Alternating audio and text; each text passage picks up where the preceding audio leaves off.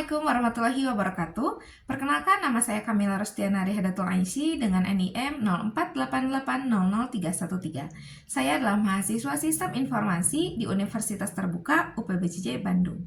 Pada video kali ini, saya akan membuat Entity Relationship Diagram atau biasa disebut ERD dengan menggunakan aplikasi WahiID sesuai dengan panduan yang telah diberikan. Oke, jadi langsung aja.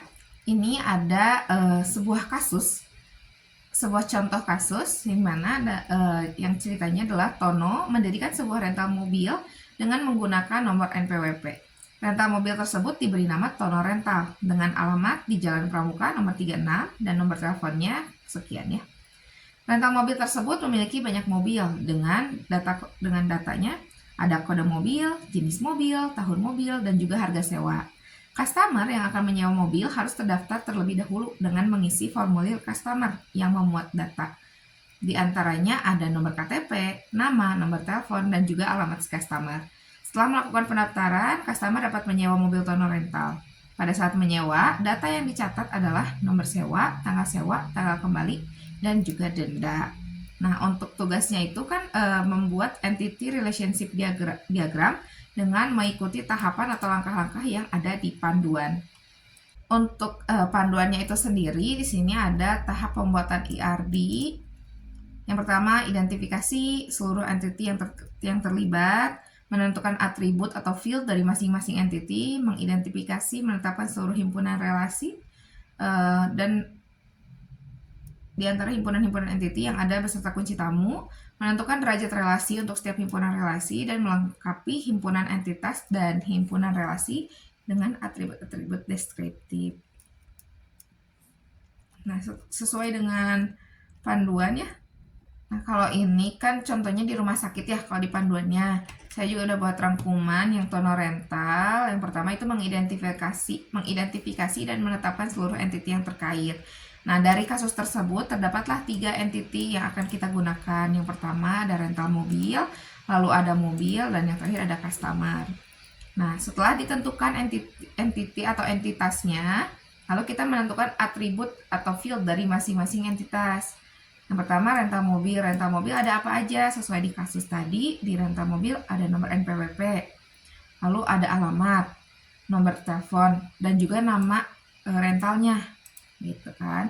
Nah, lalu untuk mobil, atribut di mobil ada apa aja? Ini memiliki banyak atribut memiliki data kode mobil, jenis mobil, tahun mobil, dan harga sewa. Yang terakhir ada customer, atributnya apa aja? Atributnya ada nomor KTP, nama, nomor telepon, dan juga alamat. Nah, ini ada beberapa yang digarisbawahi. Ini adalah primary key atau kode unik yang dimiliki setiap entitas gitu. Kan kalau kode unik itu hanya dimiliki oleh dia sendiri gitu ya. Nggak sama kayak yang lain. Ini kan untuk rental mobil kode uniknya nomor NPWP karena setiap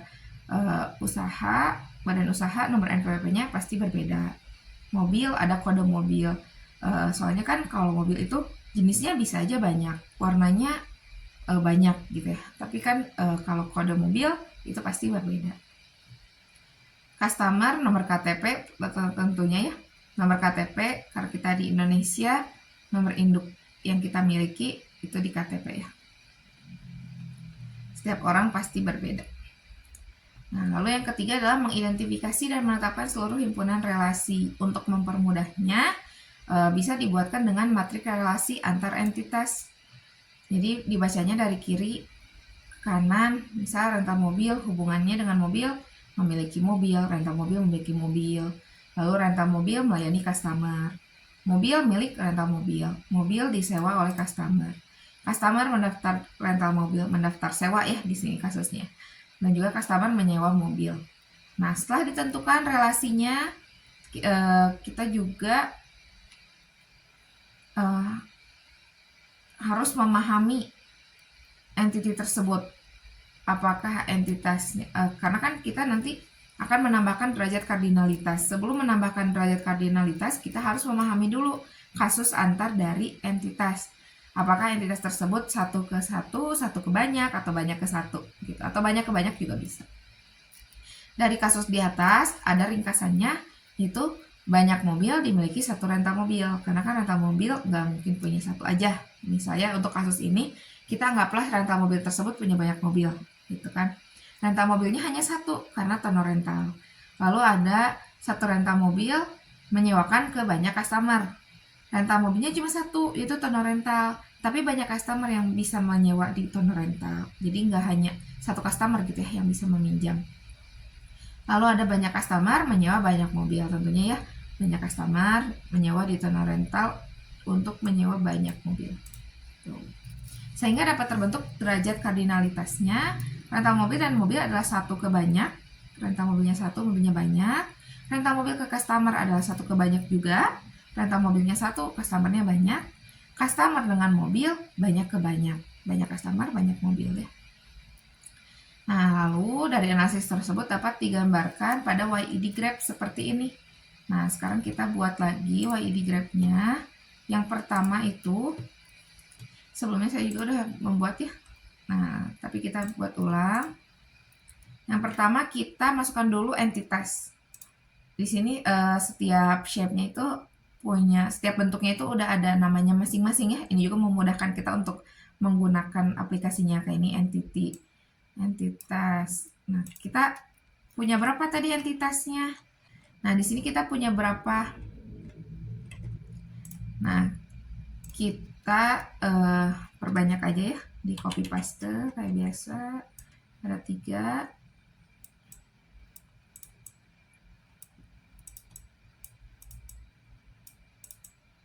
Nah, lalu setiap entitas kan punya atribut nih. Atributnya apa aja? Yang pertama kita rental mobil dulu.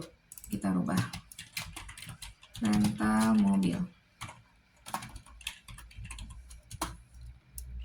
Rental mobil punya ini.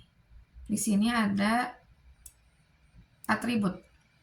Atributnya kita pilihnya yang di bold dan digaris bawahi karena dia berperan sebagai primary key atau yang tadi punya nomor unik itu ya, kode unik. Nah, yang jadi primary key di rental mobil adalah nomor NPWP. Lalu ada yang jadi atribut biasanya. Ini ada 4 ya. Nanti kita rapihkan lagi. Ada nomor NPWP, nama pemilik, nama rental, alamat, dan nomor telepon.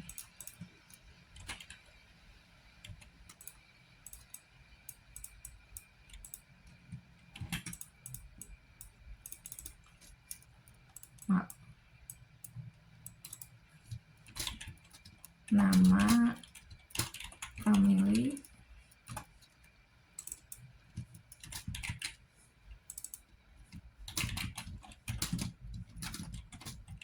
nama rental,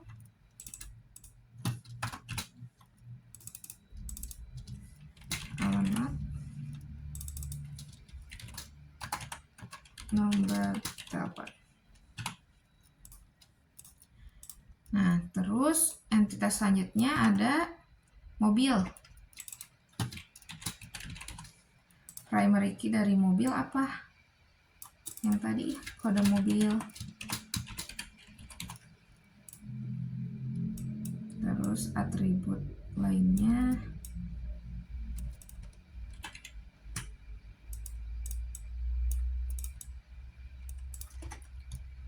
ada jenis mobil, tahun mobil, harga sewa. Jenis mobil, tahun mobil, harga sewa. Jenis mobil, tahun mobil, harga sewa. Yang terakhir ada customer.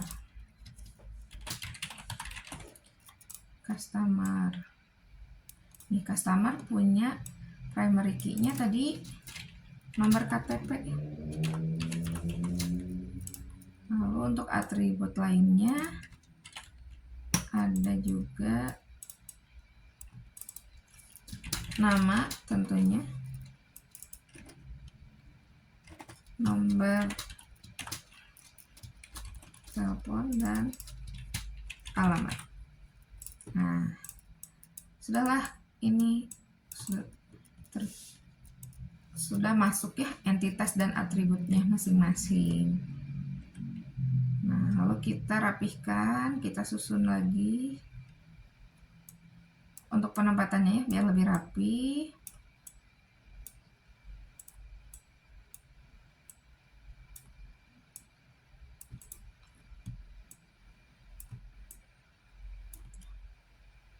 Kita buat rental mobilnya di atas ya. Kalau ini penempatannya bebas ya, bisa di mana aja.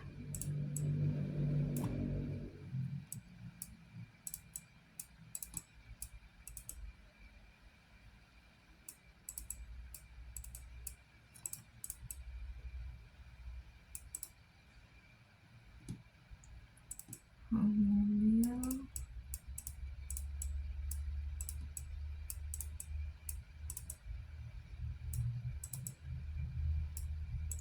ada customer.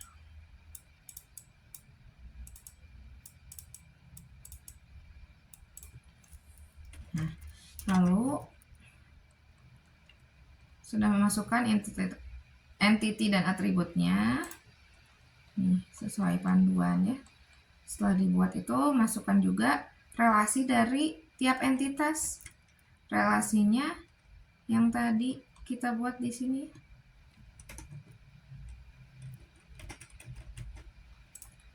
Relasi di sini ada ya, udah ada tulisannya relationship atau transaksi yang terjadi di antara entitas-entitas tersebut. Gitu.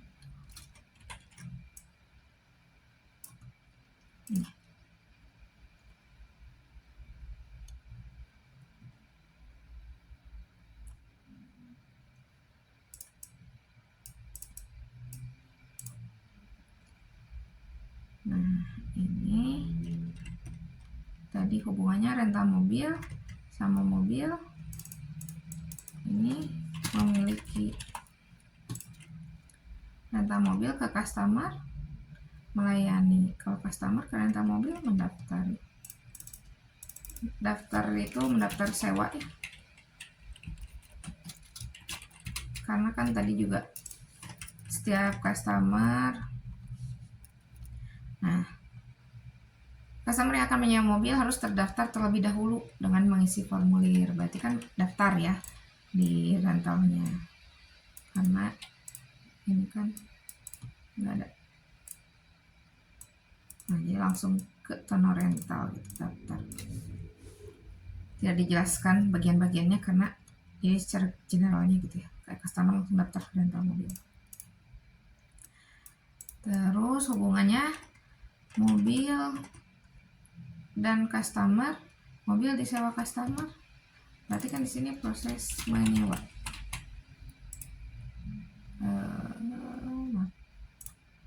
Kita tukar posisi biar bacanya enak dari kiri ke kanan.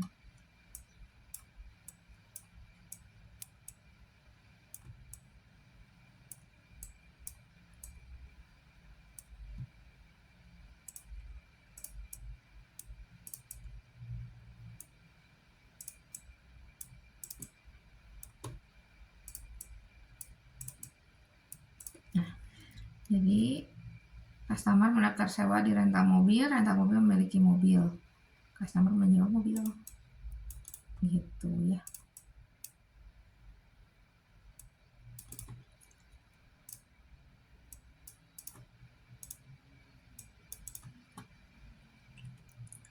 Lalu kita gunakan garis penghubung di setiap ini ya, setiap entitas dan relasinya. Nah, di sini kan ada yang bercabang gini ya, yang kayak kaki gitu. Nah, ini karena udah ditambah juga dengan derajat kardinalitas. Derajat kardinalitasnya sesuai dengan ringkasan dari cerita tadi. Nah, kalau dari cerita contoh kasus yang Tono itu kan rental mobil ke mobil adalah satu ke banyak. Nah, berarti kan ini banyak ke banyak. Aturannya menggunakan yang ini. Nah, ini ya. Satu ke tidak spesifik. Berarti hubungannya, sebentar kita sambung-sambungkan dulu entitas dengan atributnya masing-masing.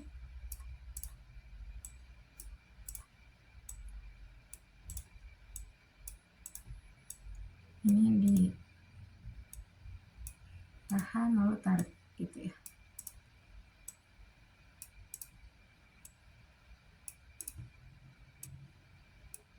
Nah, hubungannya yang tadi ya.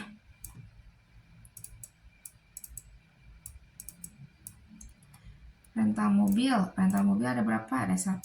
Berarti kita pakai yang ini. Nanti kita rapihkan lagi. Customernya ada berapa? 1 atau banyak? Ada banyak. Kita tarik pakai yang ini. Itu ya. Rental mobil tadi ada 1. Memiliki banyak mobil.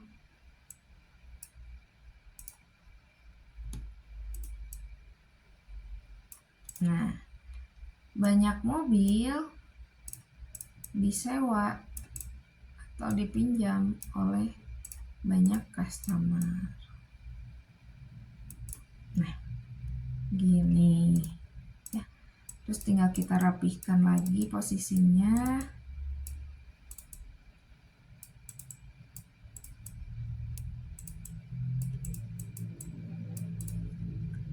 Ini mau ke dalam juga boleh ya.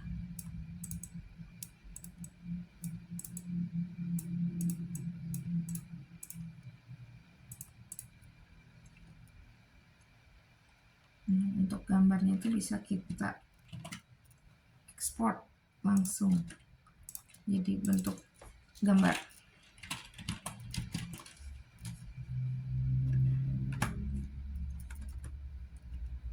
Nah, setelah itu, sudah ya dibuat. Ini sama aja, cuma beda di penempatannya aja ya. Isinya sama. Lalu selanjutnya adalah melengkapi himpunan entitas dan himpunan relasi dengan atribut deskriptif. Ada yang harus di-highlight di sini atau ditekankan, yaitu jika relasi dari setiap entity atau entitas memiliki nilai banyak ke banyak, maka relasi tersebut berubah menjadi sebuah entity dan atributnya adalah primary key dari setiap entitas atau entity yang terhubung. Nah, kita lihat di contoh ini, di kasus ini, mana yang hubungannya banyak ke banyak. Ternyata kita cuma punya 1, customer sama mobil yang banyak ke banyaknya. Berarti di sini bisa kita buat entitas baru. Kita geser dulu.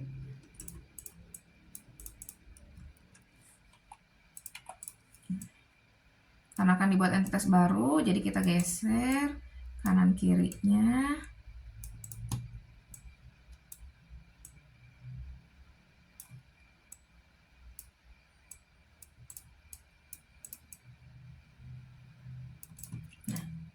Sininya hubungannya kita duplikat.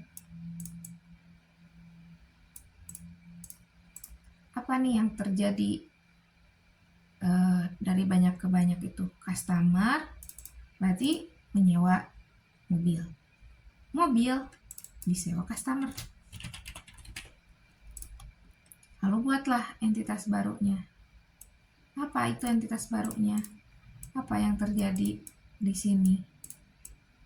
Nah, untuk meminjam dibutuhkanlah sebuah data sewa.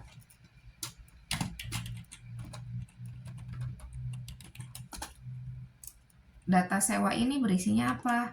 Tadi sesuai dengan panduan, atributnya adalah primary key dari setiap entitas yang terhubung. Ada 2 primary key karena kita menghubungkan 2 entitas. Kita ambil dulu 1 dari customer, itu ada nomor KTP. Masuk ke sini. Lalu di mobil ada apa? Ada kode mobil. Masuk juga ke sini. Otomatis karena dia sebuah entitas, dia juga butuh akan punya primary key punya dia sendiri, gitu kan ya.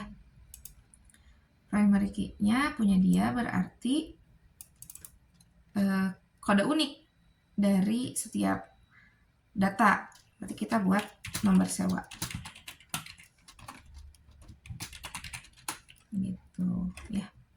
Sesuai dengan panduan. Nih.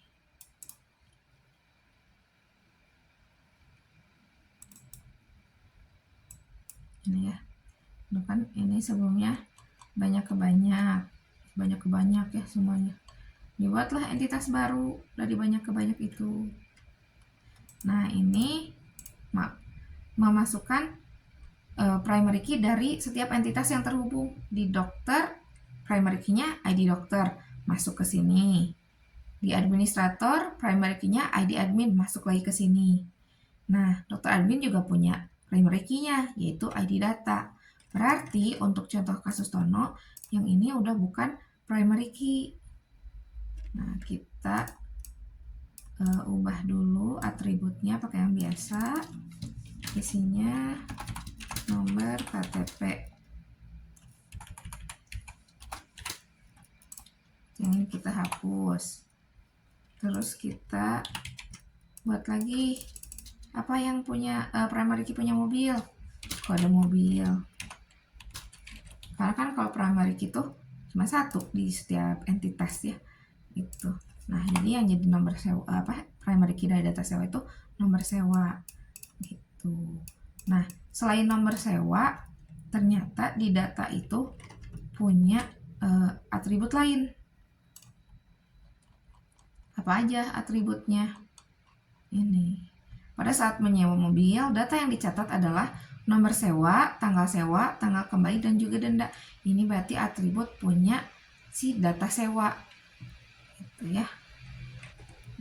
Kita tambahkan atribut biasanya. Wih, banyak ya. Nanti tinggal kita rapihkan lagi. Apa aja tadi? Nomor sewa. Maaf.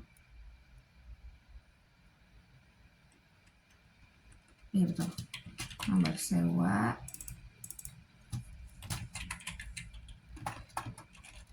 Tanggal sewa.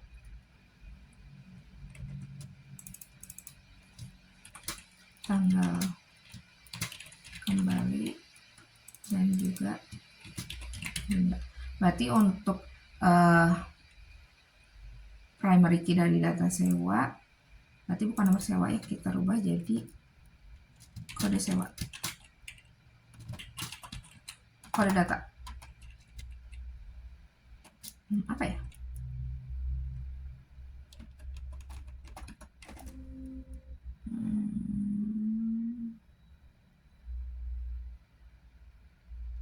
Iya betul, nomor sewa betul. Berarti yang tadi nggak usah masuk aja ya. Nah, berarti yang ini dihapus karena kan udah jadi atribut udah jadi primary key ya si nomor sewa ini. Lalu tinggal kita rapihkan penempatannya.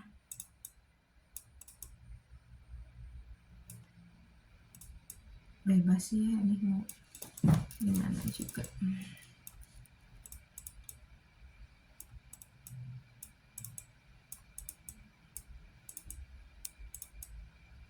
Nah, terus tinggal kita sambungkan. Di panduan itu kan asalnya dokter dan pasien itu dari banyak ke banyak ya. Tapi karena muncul entitas baru, nah jadi satu pasien diperiksa, satu dokter memeriksa gitu ya. Jadi entitasnya yang berubah. Entitas barunya yang berubah jadi banyak. Gitu. Jadi kalau dibaca, mobil punya banyak data sewa. Karena mobil itu kemungkinan besar enggak cuma dipinjam sekali gitu ya. Customer mengisi banyak data, jadi datanya banyak ya. Customernya 1, mobilnya 1.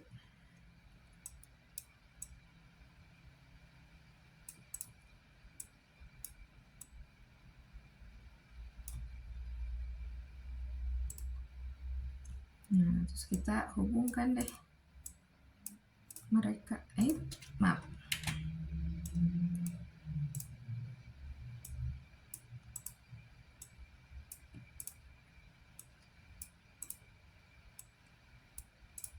Nah, jadi bacanya satu customer mendaftar, banyak customer yang mendaftar ke satu rental mobil. Satu rental mobil memiliki banyak mobil. Mobil disewa. Nah, saat proses sewa ada data, itu data sewa. Gitu ya. Jadi entitas barunya itu yang data sewa. Nah, ini ya. Ini yang sudah saya buat sebelumnya. Sama aja sih ya, cuman beda di penempatannya aja. Tapi untuk tanda-tandanya sih sama. Untuk ini nih, penghubung-penghubungnya. Satu banyak, satu banyak, banyak, satu banyak, satu. Ini ya, sudah sesuai.